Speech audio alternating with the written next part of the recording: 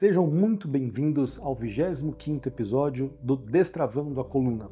Neste canal, o meu objetivo é destravar as suas dúvidas sobre os problemas da coluna através das perguntas que vocês enviarem pelo WhatsApp DDD número 11 94938 8470 ou através do Instagram, @drguilherme_costa, enviando a pergunta através de áudio ou texto, informando seu nome e o local de onde está falando.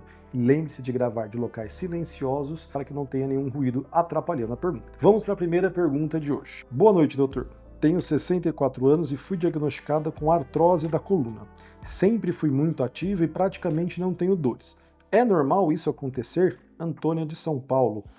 Antônia, vamos lá. Primeiro ponto fundamental aí que é importante, né? Saber que você é saudável, que você de fato faz atividade física regularmente e que você de fato não tem dores. Isso é o que a gente sempre preconiza para os nossos pacientes, tá?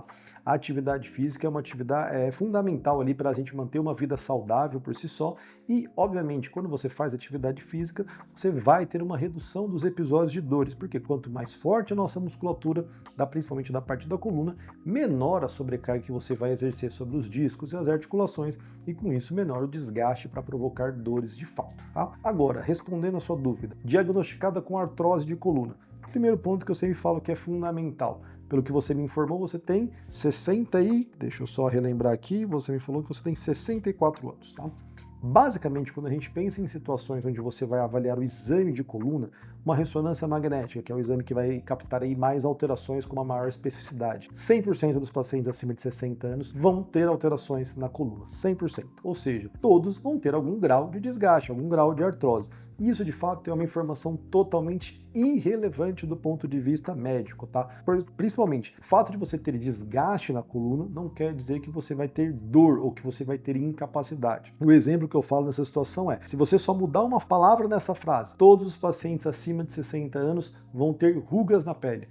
Praticamente. Por quê? Porque é uma situação natural do envelhecimento da pele. Pois se a pele envelhece, porque a coluna não envelhece também. Todo o nosso organismo envelhece. Então, basicamente, quando você pensa em situações de desgaste, todos os pacientes acima de 60 anos vão apresentar alguma alteração.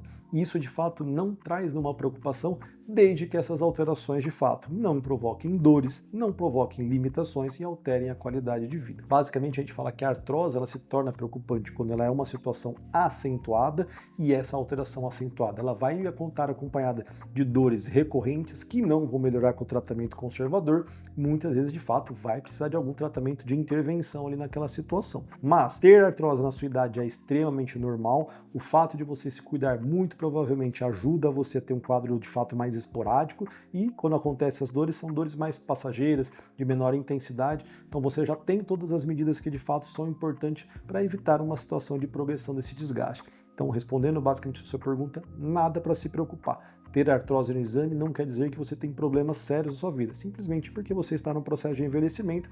Continue tomando essas medidas de cuidado que você já faz, que a tendência natural é você ter um desgaste natural do envelhecimento, mas nada de forma acelerada que venha de fato trazer algum comprometimento no futuro, tá certo? Fique tranquila com isso.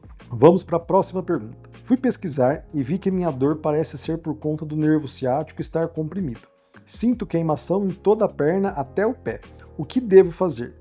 Faz 3 semanas, a dor não melhora. Patrícia, de Santana, São Paulo, tá? Patrícia, o que é importante a gente explicar nessa questão, tá? Eu sempre oriento meus pacientes, porque a gente tem muito nessa cultura do Brasil da parte do nervo ciático, tá?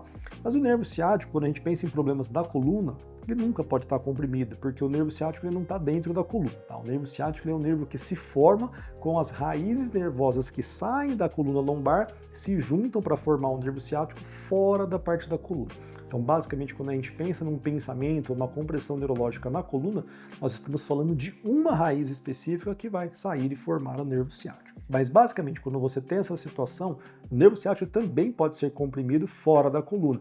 Basicamente, quando a gente pensa, por exemplo, em uma contratura do piriforme, que é por onde o nervo passa, nessa região próxima ao quadril. Então, de fato, são situações que a gente tem que investigar, pois são o que nós chamamos de diagnósticos diferenciais. Para você, de fato, não confundir uma situação e achar que só um problema poderia ocasionar esse mesmo tipo de sintoma. Mas vamos focalizar aí como se fosse o problema principal realmente da parte da coluna. Situações de formigamento, dormência, essa irradiação que você sente para a parte do pé, ele chama muito a atenção para a gente, por quê? Porque existe uma raiz específica do nervo que vai fazer essas inervações. Então, basicamente, cada trajeto de onde você pode manifestar a dor, ela vai indicar, ou vai fazer a gente ter uma suspeita maior de qual a raiz do nervo estará acometida eventualmente nos exames. Então, basicamente, quando você pensa em radiações que vão até a parte do pé, ou você vai ter alguma irradiação que comprime a raiz do nervo de L5 ou a raiz de S1, que é quem faz a parte da inervação da parte superior do pé, que é a raiz de L5 até a parte do dedão, ou parte de S1 pega a parte da panturrilha e planta do pé, tá? Então é importante você ter uma situação como essa, você está com uma dor há mais do que 2 semanas, é fundamental a gente complementar a investigação e não só tratar a dor. Porque a gente fala mais do que 2 semanas, isso já está fugindo à regra de uma situação de uma dor normal. Então é fundamental termos os exames e o indicado nesse tipo de situação é uma ressonância magnética. Ao você realizar a ressonância, você vai conseguir de fato avaliar as estruturas da coluna e aí você pode de fato categorizar e você falar, olha, a inflamação que acontece é por conta de uma compressão, de um pinçamento do nervo, ou é só um processo inflamatório, algum machucado do disco que pelo processo inflamatório ao redor está irritando o nervo, mas sem ter de fato uma compressão.